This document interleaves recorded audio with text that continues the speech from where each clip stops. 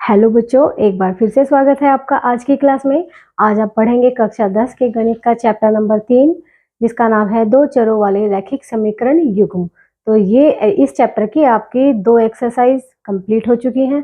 इसमें आप पढ़ रहे हैं एक्सरसाइज 3.3 और जिसमें आपके 2 क्वेश्चन इससे पहली वाली क्लास में कंप्लीट हो गए हैं।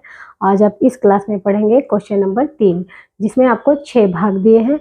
मैंने बोर्ड पे 2 भाग लिख लिए हैं क्योंकि एक बार में एक ही भाग हो पाएगा। ठीक है, तो चलिए, पहला क्या दिया हुआ है आपको, दो संख्याओं का अंतर। सबसे पहले देखिए, निम्न रैखिक समीकरण युग्म बनाइए और उनके हल प्रतिस्थापन विधि द्वारा ज्ञात कीजिए। अभी तक क्या था, अभी तक आपको बना बनाया दिया हुआ था, आपको सिर्फ खाना था। ठीक है, इस बार आपको बनाना भी है, बना के खुद खाना है। ठीक है, तो कैसे करेंगे आप, देखिए क्या करना है। पहले आपको समीकरण बनानी पड़ेगी। अभी तक आपको बनी हुई समीकरण मिली थी, अब आपको खुद बनानी है। कैसे बनाते हैं, आपको 2 शर्तें दी होंगी, हर स्टेटमेंट में 2 शर्तें दी होंगी, उनसे आप 2 समीकरण बनाएंगे। पहला देखिए क्या है, 2 संख्याओं का अंतर 26 है। अब 2 संख्याओं की बात हो रही है तो उनको मान लीजिए एक संख्या x है और एक संख्या y है। ठीक है, तो लिखेंगे माना एक संख्या क्या है आपकी x और आपकी दूसरी संख्या क्या है बच्चों, दूसरी संख्या है आपकी y। ठीक है, अब इसमें 2 शर्तें दी होंगी। पहली शर्त क्या होगी, पहली शर्त क्या कहती है, संख्याओं का अंतर। संख्याओं का अंतर कितना है, 26। अंतर क्या होता है, घटा। x माइनस वाई कितना है, 26। तो पहली शर्त से पहली समीकरण बन गई है। दूसरी शर्त क्या कहती है, एक संख्या दूसरी संख्या की 3 गुनी है। मतलब बड़ी संख्या ये है क्योंकि इसमें से हमने y को घटाया, मतलब जो एक संख्या है आपकी वो दूसरी संख्या की 3 गुनी है, x बराबर 3y। तो इसको लिखेंगे इस तरह से। दूसरी शर्त क्या कहती है कि पहली संख्या बराबर है 3 गुना दूसरी संख्या। ठीक है, अब लिखेंगे पहली संख्या क्या है x, 3 गुना दूसरी संख्या क्या है y। ये होगी समीकरण 2। अब यहाँ से x का मान तो है ही आपके पास, दूसरे समीकरण से x का मान है आपके पास, क्लियर। तो आप क्या लिख देंगे, इसको आप इस प्रकार से कर सकते हैं कि समीकरण 2 से x बराबर 3y समीकरण 1 में रखने पर, चलिए 1 में रख दीजिए, इसको इसमें रख दीजिए। x बराबर क्या रख देंगे, 3y माइनस वाई बराबर कितना हो जाएगा, 26। तो 3y माइनस वाई कितने हो गए, 2y बराबर कितने हो गए, 26। और y बराबर कितना आ जाएगा, 13 आ जाएगा बच्चों। अब क्या लिखेंगे, y बराबर 13 समीकरण 2 में रखने पर। चलो समीकरण 2 में रख दो। x बराबर 3 गुना 13, x बराबर 3 गुना y है ना, 3 गुना 13 रख देंगे। x कितना आ जाएगा, 13 तिया 39। तो इसका मतलब आपका क्या आ गया, अतः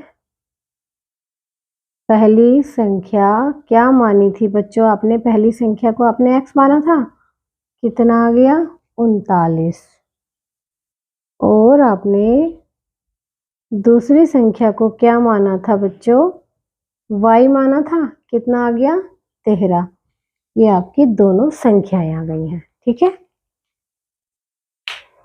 चलिए इसका दूसरा देख लेते हैं। दूसरे में क्या दिया है, दो समपूरक कोणों से बड़ा कोण छोटे से 18 डिग्री अधिक है। अब देखिए, दो कोण की बात हो रही है, एक बड़ा है एक छोटा है। ठीक है, क्या करते हैं, माना बड़ा कोण जो ज्ञात करना है वही मान लो। माना बड़ा कोण कितना है x और आपका छोटा कोण कितना है छोटा कोण कितना है y, ठीक है। अब आप बोलेंगे कि इसमें तो एक ही कंडीशन दी है कि बड़ा कोण छोटे से 18 डिग्री अधिक है, एक ही शर्त दी है, एक ही समीकरण बन सकती है। इसमें दूसरी कंडीशन भी दी है, दूसरी शर्त इसमें छुपी हुई है। कहाँ छुपी हुई है? बात की है दो समपूरक कोण। आपको पता है दो कोण है आपके पास, बड़ा आपने x ले लिया, छोटा y। अब इसमें बोल दिया समपूरक है, समपूरक का मतलब दोनों कोणों का योग 180 है, ठीक है। तो पहली शर्त तो आपको ये मिल गई। क्या मिल गई पहली शर्त? के दोनों कोण समपूरक है। समपूरक है तो कंडीशन क्या बनेगी? x प्लस वाई बराबर 180। समपूरक कोणों का योग 180 होता है, ठीक है। बोला है बड़ा कोण छोटे से 18 अधिक है, मतलब दूसरी शर्त आपकी क्या कहती है? दूसरी शर्त कहती है कि बड़ा कोण बराबर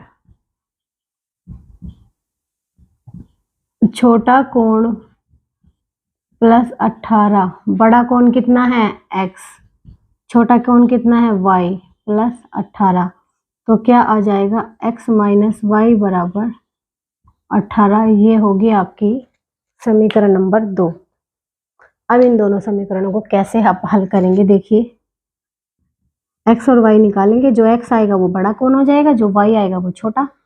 समीकरण 1 से x बराबर 180 माइनस वाई समीकरण 2 में रखने पर, समीकरण 2 में x की जगह यहाँ पर क्या रखेंगे? 180 माइनस वाई, 180 माइनस वाई, और यहाँ पर भी क्या दिया है? माइनस वाई बराबर कितना आ जाएगा? 18। ये हो जाएगा 180 माइनस वाई कितने हो गए? माइनस के 2y बराबर 18। माइनस 2y कितना होगा? 18 माइनस 180। तो माइनस 2y कितना होगा बच्चों? 10 में से 8 घटाएंगे 2 और 7 में से 1 घटाएंगे 6। 162 माइनस का, माइनस से माइनस कटा, y कितना आ गया? 162/2। y आपका आ गया 81। y का मान कितना आ गया? 81। ये आपका छोटा कोण आया है, ठीक है। अब क्या करेंगे आप? समीकरण 1 में, समीकरण 1 में y बराबर 81 रखने पर देखिए x प्लस 81 कितना हो जाएगा? 180। x कितना आ जाएगा? 180 माइनस 81। x बराबर कितना आ जाएगा? 99, ठीक है। तो बड़ा कोण क्या होगा आपका? 99। छोटा कोण क्या होगा? 81। यहाँ लिख देंगे। अगली लाइन में लिखना है ये, अतः बड़ा कोण बराबर x बराबर कितना आया है? 99 डिग्री, और छोटा कोण कितना माना था? y, और y बराबर कितना आ गया है? 81 डिग्री। ये आपके दोनों कोण होंगे। चलिए बच्चों नोट कीजिए दोनों प्रश्नों को, बहुत आसान है।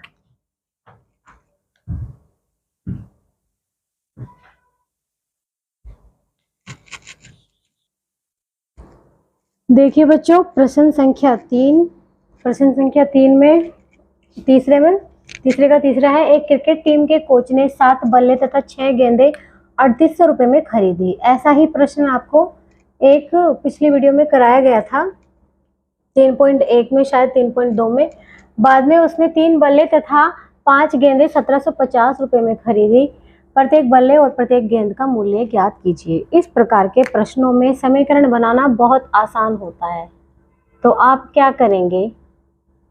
जो बल्ले जो हमें ज्ञात करना है वो मान लेंगे, एक बल्ले और एक गेंद का मूल्य हम मान लेंगे, ठीक है। माना एक बल्ले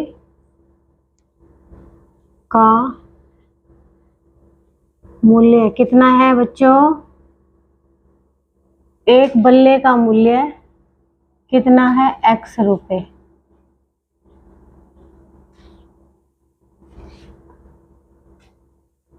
और एक गेंद का मूल्य कितना है?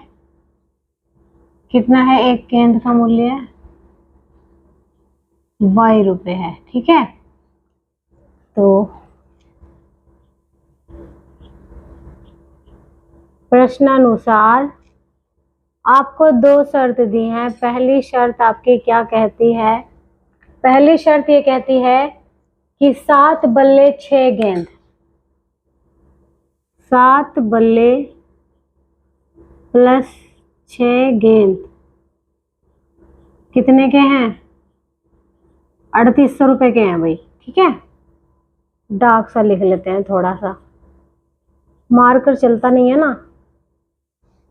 तो 7 बल्ले प्लस 6 गेंद कितने के हो गए? 3800। एक बल्ला कितने का है? x रुपए का। तो 7 बल्ले कितने के होंगे? 7x के। एक गेंद कितने की है? y रुपए की। तो 6 गेंद कितने की होंगी? 6y की।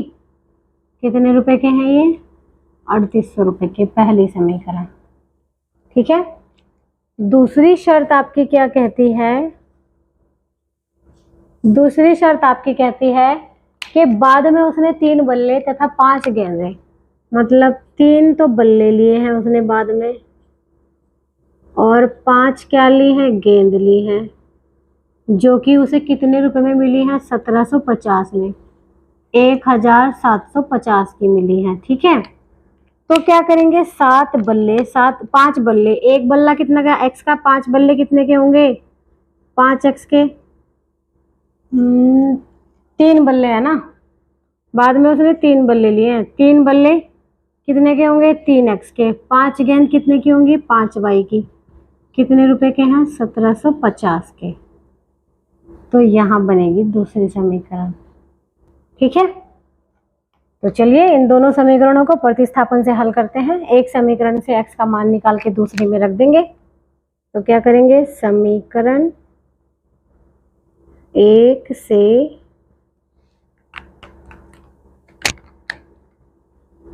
सात x बराबर 3800 माइनस 6y, x बराबर कितना आ जाएगा? 3800 माइनस 6y बटे 7। प्रॉपर x का मान निकालेंगे यहाँ से, पहली समीकरण से। किस में रखेंगे इसको? 2 में। समीकरण 2 में रखने पर, चलिए रखते हैं x की जगह। यहाँ पर 3 दिया है, 3 गुना x की जगह क्या रख देंगे? 3800 माइनस 6y बटे में क्या दिया है? 7, प्लस क्या है? 5y बराबर 1750। 3 के अंदर गुना कर लेंगे।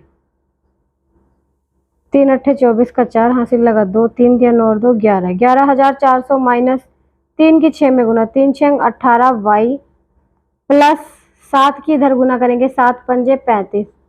यहाँ क्रॉस मल्टीप्लाई हो जाएगी ना, अपोन में क्या रहेगा? 7 एकम 7 बराबर 1750। 35y है, 7 पंजे 35y। ठीक है, अब यहाँ देखिए क्या बचा? 11400 माइनस के 18 प्लस के 35। यहाँ देखिए माइनस के 18 प्लस के 35 कितने होंगे? प्लस के 17। तो प्लस के 17y बटे में क्या दिया है? 7 बराबर 1750। इस 7 की इधर जाके गुना हो जाएगी। 11400 प्लस 17y बराबर 7 की गुना करेंगे, 7 0 0, 7 पंजे 35 का 5 हासिल लगा 3, 7 सत्ते 49 और 3 42 का 2 हासिल नहीं 52 का 2 49, हाँ 52 का 2 हासिल लगा 5, 7 एकम 7 और 5 12, 12250। तो 17y होगा आपका 12250 माइनस 11400। तो 17y बराबर 0 में से 0 घटाएंगे 0, 5 में से 0 5, 12 में से 4 घटाएंगे तो क्या बचेगा? 8। 850 आ गया। y आ गया 850 बटे 17 और आपके 17 पंजे 85 होते हैं, तो y बराबर आ जाएगा 17 पंजे 85 और एक 0, 50 आ जाएगा आपका y। ठीक है, y का मान आ गया, तो x का कैसे निकालेंगे, समीकरण 1 में रख देंगे। समीकरण 1 में y बराबर 50 रखने पर, तो कैसे रखेंगे, 7x प्लस 6 गुना 50 बराबर 3800, 7x प्लस 6 पंजे 30, 300 बराबर कितना आ जाएगा 3800, 7x बराबर 3800 माइनस 300, तो 7x कितना आ जाएगा 3500। 3800 में से 300 घटाएंगे तो कितना आ जाएगा 3500, और x बराबर क्या आ जाएगा आपका 3500 बटे 7, 7 पंजे 35 होते हैं, 2 0 आ जाएंगी, x कितना आ जाएगा 500, तो x का मान आ गया 500 और y का मान आ गया 50। इसका मतलब यहाँ लिख देती हूँ, अतः लास्ट में लिखना है आपको, अतः एक बल्ले का मूल्य कितना माना था, एक बल्ले का x कितना आ गया x 500 रुपये। ठीक है, और एक गेंद का कितना माना था y, एक गेंद का मूल्य कितना माना था बच्चों y, और y कितना आ गया आपका 50 रुपये। चलिए नोट कीजिए इसको।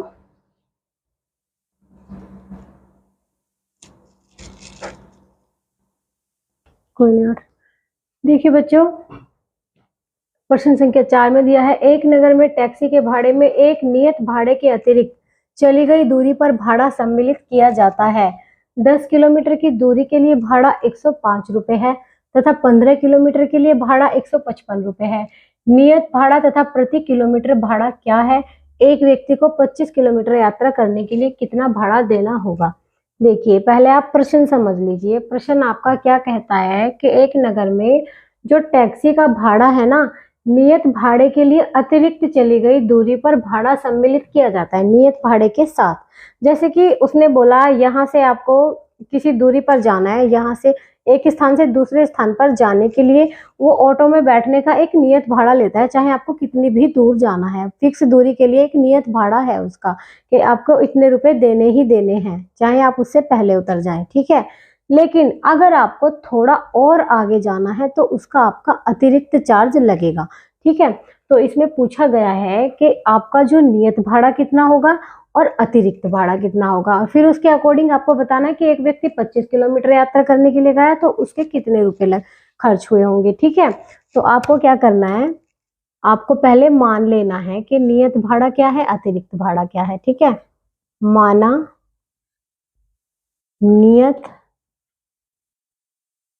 नियत भाड़ा कितना है x रुपए और अतिरिक्त भाड़ा y रुपए प्रति किलोमीटर, 1 किलोमीटर का y रुपए है। ठीक है, अब आप देखिए पहली शर्त आपकी क्या कहती है। पहली शर्त ये कहती है कि 10 किलोमीटर की दूरी के लिए 105 रुपए लगे। आप देखिए 10 किलोमीटर के लिए कितने लगे हैं, देखो फिक्स भाड़ा तो x तो लगना ही लगना है। ठीक है, x तो लगना ही लगना है। 10 किलोमीटर के लिए 1 किलोमीटर का y लग रहा है, तो 10 किलोमीटर का कितना लगेगा 10। तो पहली शर्त कहती है कि 10 किलोमीटर दूरी के लिए भाड़ा, तो क्या लिखेंगे 10 किलोमीटर के लिए भाड़ा कितना लगा बच्चों, 10 किलोमीटर के लिए भाड़ा कितना लगा 105 रुपए। ठीक है, अब इसकी समीकरण कैसे बनेगी, नियत भाड़ा तो x है, x तो फिक्स है ही है, और 1 किलोमीटर का y है, प्रति किलोमीटर है ना, y रुपए प्रति किलोमीटर, तो 10 किलोमीटर का कितना होगा, 10y बराबर 105। ये आपकी पहली समीकरण बन गई। और इसी प्रकार आपकी दूसरी शर्त क्या होगी, दूसरी शर्त ये होगी कि 15 किलोमीटर के लिए भाड़ा कितना होगा बच्चों, कितना दिया है, 155 रुपए, 155, ठीक है। तो एक्स किलोमीटर तो फिक्स है, नियत है, एक्स तो नियत है, 15 किलोमीटर का 15y हो जाएगा, तो कितने रुपए हैं ये, 155 रुपए। ये आपकी दूसरी समीकरण बन गई है, ठीक है। तो क्या करेंगे, प्रतिस्थापन से हल करेंगे। समीकरण 1 से x बराबर 105 माइनस 10y, समीकरण 2 में रखने पर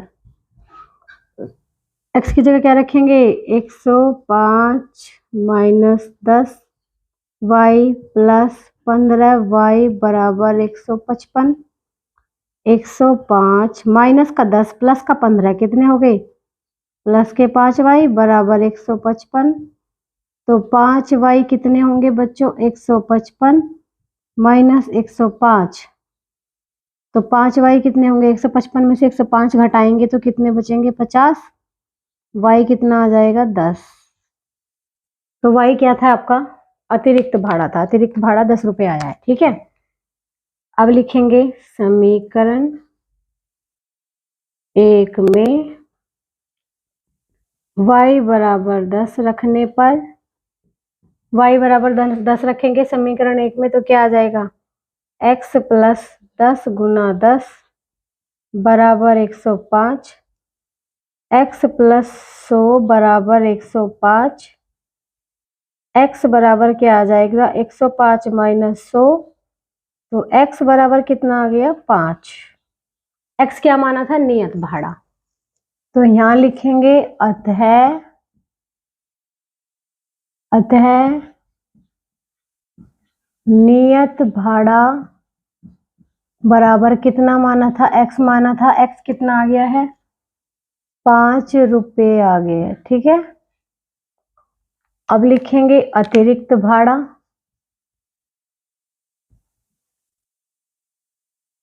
अतिरिक्त भाड़ा ये कितना माना था हमने, y, तो कितना आ गया ये, y कितना आ गया, 10 रुपए अतिरिक्त भाड़ा आ गया, ठीक है। अब देखिए, अब ये पूछा है एक व्यक्ति को 25 किलोमीटर यात्रा करने के लिए कितना भाड़ा देना होगा, तो क्या लिखेंगे, 25 किलोमीटर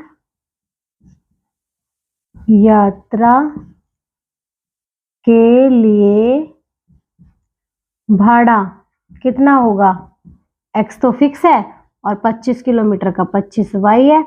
अब इसमें x और y का मान रख देंगे, x आपका 5 है प्लस y आपका 25 गुना 10, तो x 5 है प्लस 25 गुना 10 250, तो कितना आ जाएगा आपका 255 रुपए। यही आपको ज्ञात करना था। चलिए इसको नोट कीजिए।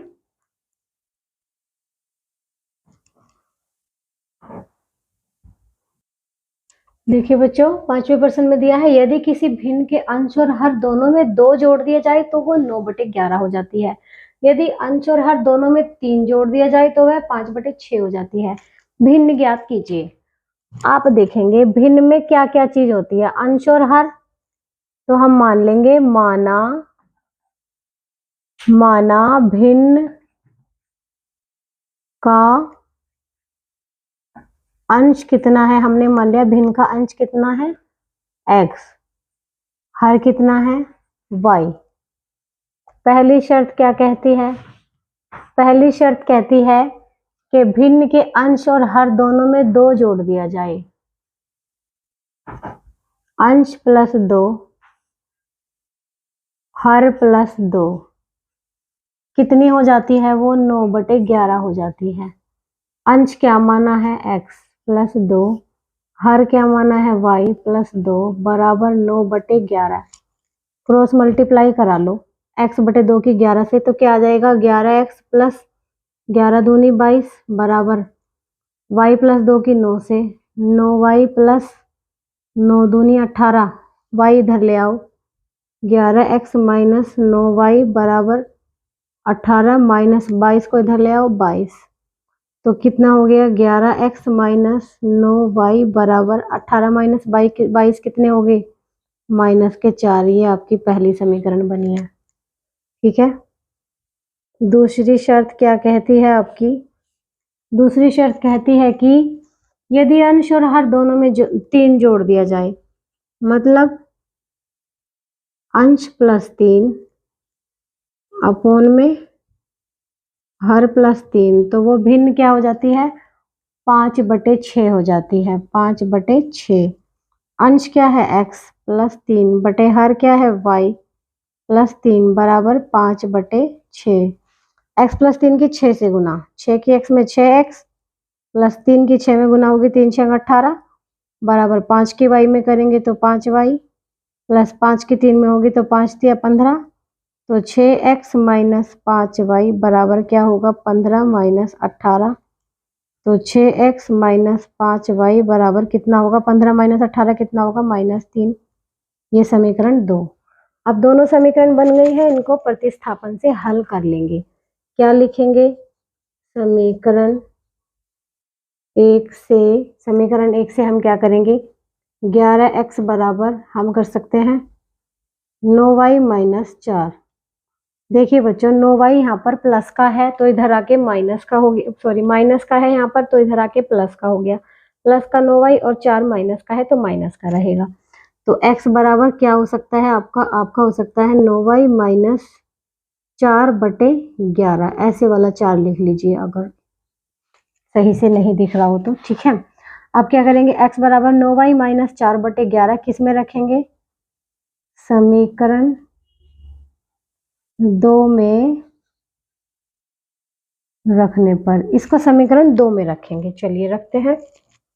6 गुना x की जगह क्या रखेंगे 9y माइनस 4/11, 9y माइनस 4/11 आगे क्या है -5y बराबर -3, -5y बराबर कितना है -3। 6 की तो अंदर गुना कर दो, 6 9 54, 54y माइनस 6 चौक 24, 24 अपॉन 11 माइनस 5y अपॉन 1 लगा के इसकी क्रॉस मल्टीप्लाई करा लेंगे, 1 की गुना करेंगे तो 54y माइनस 24 माइनस 11 की 5 में 11 पंजे 55y अपॉन में 11 एकम 11 बराबर -3।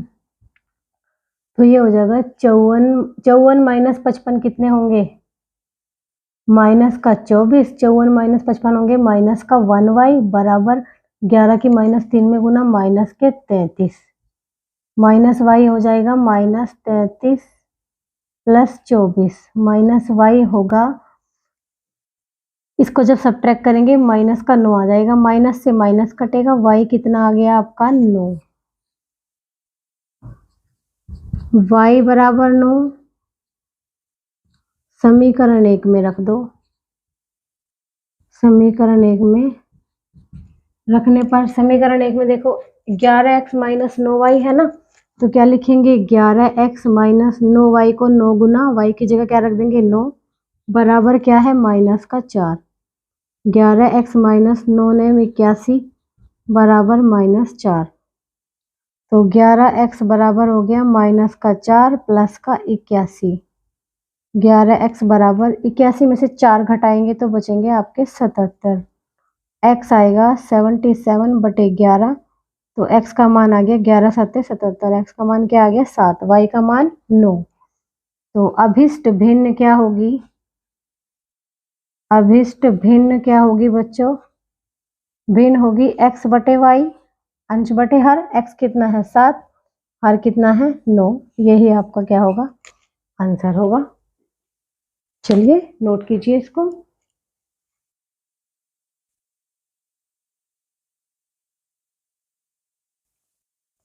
आइए देखिए बच्चों, आखिरी प्रश्न है इसका कि 5 वर्ष बाद जैकब की आयु उसके पुत्र की आयु से 3 गुनी हो जाएगी।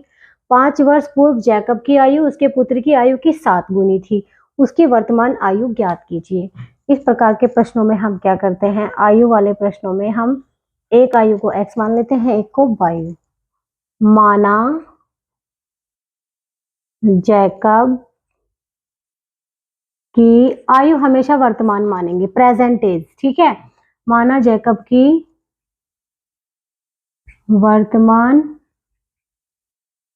आयु कितनी होगी बच्चों, x वर्ष, ठीक है।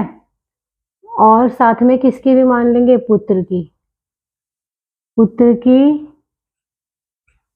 वर्तमान आयु कितनी होगी प्यारे बच्चों, y वर्ष, ठीक है।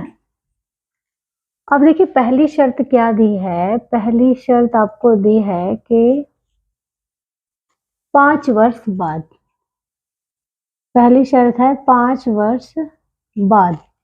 चलिए 5 वर्ष बाद क्या कंडीशन दी है, 5 वर्ष बाद पहले जैकब की आयु देखो क्या होगी, जैकब की आयु। अब देखो जैकब की अभी वर्तमान आयु x है, तो 5 वर्ष बाद कितनी होगी, x प्लस 5 होगी ना। और पुत्र की अभी कितनी है, y है, प्रेजेंट एज y है ना वर्तमान आयु, तो 5 वर्ष बाद कितनी होगी, y प्लस 5। तो प्रश्नानुसार, अकॉर्डिंग टू क्वेश्चन, प्रश्नानुसार क्या है कि 5 वर्ष बाद जैकब की आयु पुत्र से 3 गुनी हो जाएगी। मतलब जो जैकब की आयु है ना, ये x प्लस 5, ये क्या होगी 3 गुना पुत्र की आयु, मतलब 3 गुना y प्लस 5। तो x प्लस 5 बराबर 3 की y में गुना कर देंगे, 3y प्लस 3 पंजे 15।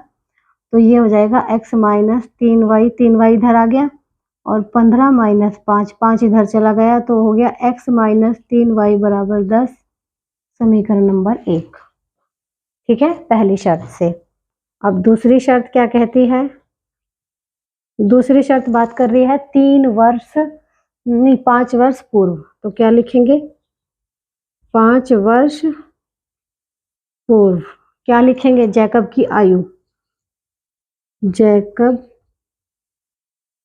की आयु। अब देखेंगे अभी तो जैकब की आयु x है वर्तमान आयु, तो 5 वर्ष पूर्व क्या होगी, x माइनस 5 होगी ना, और पुत्र की कितनी होगी, y माइनस 5 होगी, ठीक है। प्रश्न क्या कह रहा है आपका, प्रश्नानुसार 5 वर्ष पूर्व जैकब की आयु पुत्र की 7 गुना थी। मतलब जो जैकब की आयु है ये x माइनस 5, वो क्या थी 7 गुना पुत्र की आयु। तो x माइनस 5 बराबर क्या हो जाएगा, 7y माइनस 35, 7 पंजे 35 हो जाएंगे ना, x माइनस 7y, 7y इधर आ गया, और यहाँ हो जाएगा 35 प्लस 5, तो क्या आएगा, x माइनस 7y बराबर माइनस 35 प्लस 5 कितने होंगे, माइनस 30। ये हो गया आपकी समीकरण नंबर 2, ठीक है। अब क्या करेंगे, प्रतिस्थापन लगाएंगे। समीकरण 1 से x बराबर 10 प्लस 3y समीकरण 2 में रखने पर, ठीक है। यहाँ से आपका हल हो रहा है, ये प्रश्न का हल शुरू है यहाँ से, ठीक है। चलिए दूसरे समीकरण में रखेंगे, x की जगह 10 प्लस 3y। यहाँ देखिए क्या है, x है, x माइनस 7y, x की जगह क्या रखना है, 10 प्लस 3y। तो रखेंगे 10 प्लस 3y, और बाद में दिया है माइनस का 7y बराबर दिया है माइनस का 30। यहाँ से देखिए x की जगह क्या रखा, 10 प्लस 3y, फिर दिया है माइनस 7y, फिर लिखा माइनस 30, ये लिख लिया हमने। तो ये हो गया 10, माइनस का 3 प्लस का 3 माइनस का 7 कितने हो गए, माइनस के 4y बराबर माइनस 30, माइनस 4y कितने होंगे, माइनस 30, और 10 इधर आके माइनस का हो गया, माइनस 4y बराबर माइनस 40, माइनस से माइनस कट गया, y कितना हो गया 40/4, y का मान कितना हो गया बच्चों 10। जब y का मान आ गया तो x का कैसे आएगा, समीकरण 1 में y बराबर 10 रखने पर इस समीकरण में y की जगह क्या रख देंगे 10, x माइनस 3y है ना, x माइनस 3 गुना 10 कर देंगे, बराबर कितना है 10 दिया है तो 10 लिखेंगे, x माइनस 10 दिया कितने हो गए 30 बराबर 10, x बराबर 10 प्लस कितने हो गए 30, x बराबर कितने हो गए 40। इसका मतलब अतः जैकब की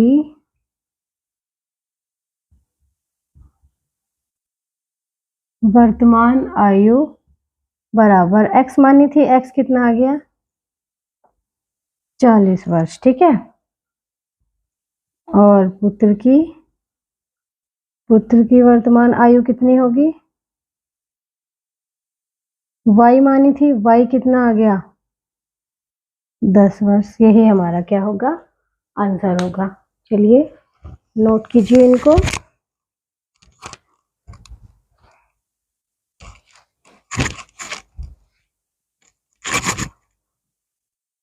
तो नोट कर लिया होगा आपने बच्चों। इसी के साथ आपकी ये प्रश्नावली, ये एक्सरसाइज 3.3 आज समाप्त होती है। तो इसमें हमने आपको करवाई है प्रतिस्थापन विधि। इसके बाद आपको कराई जाएगी अगली एक्सरसाइज में 3.4 में आपको कराई जाएगी विलोपन विधि। तब तक के लिए आप इसको अच्छे से प्रैक्टिस कर लीजिए। तो चलिए फिर मिलते हैं आपसे अगली क्लास में।